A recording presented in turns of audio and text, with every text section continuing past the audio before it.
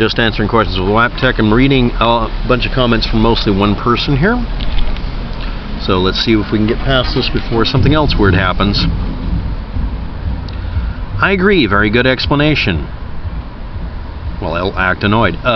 It's like designing a car that will only turn right with power steering assistance above 80 miles an hour or 80 kilometers an hour if the rear something is on and the headlights are on at the same time. Then not mention it to the owner. Actually, there's a variation of that. Someone found out the hard way that if you go below a certain speed, certain cars have a turning radius function that makes it to where if they go really slow, they can turn in a really sharp turn, and they didn't know about it. So they ended up turning a little bit and it running them into the wall. And then on the other end of it, when you go on the highway, it would side stream you. You would strafe right and left. And if you do it hard enough at high speed, it makes both wheels do this, and you come to a violent screaming stop. Yeah. Not to mention some people having four-wheel drive switchable cars that technically, if you did something wrong, would strip it out. But anyway, I don't think the designer of the software should be held responsible. He is just perhaps a contracted individual, more the people who authorized it, commissioned it, and who sanctioned it, the FAA, and the people who didn't exhaustively test it. I think that's been a case where engineers and designers have warned against using their products under certain circumstances. Space shuttle O-rings come to mind, and for money reasons, rubber stamp is given. No pun intended with the O-rings.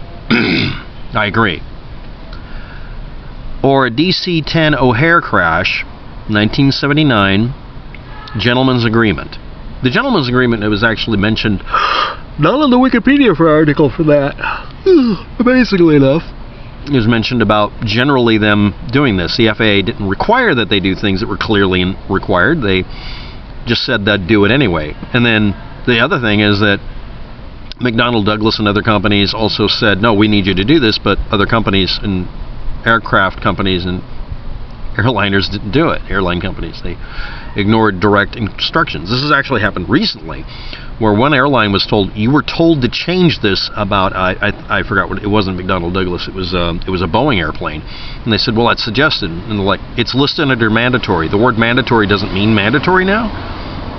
And that's almost a direct quote before the company was told, no, you're literally responsible for the damages. It was an airplane that had an accident but didn't kill anybody. It was a mechanic's suicide that was going to testify that made them come clean. I didn't read that part, but I looked up what I could. And I have it linked below as best I can, but couldn't find that part. But I found a bunch of people complaining about it in various boards and a bunch of books about it. Seems like the internet's devoid of these little details that might make us a little suspicious. But anyway, there was a recent interview with the CEO of Boeing pushing his rhetoric with reporters. He was questioned towards the end, and then he walked out of the interview. Well, it's not really like that, but it's pretty close to that. The best part had to be, however, directly under the video, looking at all of the people commenting on him, and not one of them believed for even half a second he wasn't Satan himself. Everybody has caught on to the fact that that CEO really should have shut his mouth and not showed up, and have somebody show up who isn't going to work really hard about it. But he did make a couple of statements that were valid. I mean, slightly. He said that any accident, really you can't blame it on just one thing. There was a train of evidence leading to a train of disaster happening. Disasters are planned, accidents happen. That's a joke in engineering. That's not really a joke. And then there's do you remember the Chalk Airways fiasco? The planes were rusty and in need of maintenance so much that their Grumman Mullard was leaking fluid under a wing, and FAA rubber stamped the airline because it had been around so long. Ultimately, the wing fell off because of a cracked Z-stringer, which caused the fuel leak and in the flexing wing. Well, I had to look this up because this seems like, I mean, that couldn't happen. After this accident actually happened, all remaining Mallards in the Chalk's fleet were grounded. Subsequently, all were discovered to be suffering from severe corrosion, with many showing signs of substandard repair during maintenance. 2 years later, the company went out of business. So, yeah, it's wow. Does anybody remember that asshole that made you all have seat belts in your car and not having to pay extra to have them?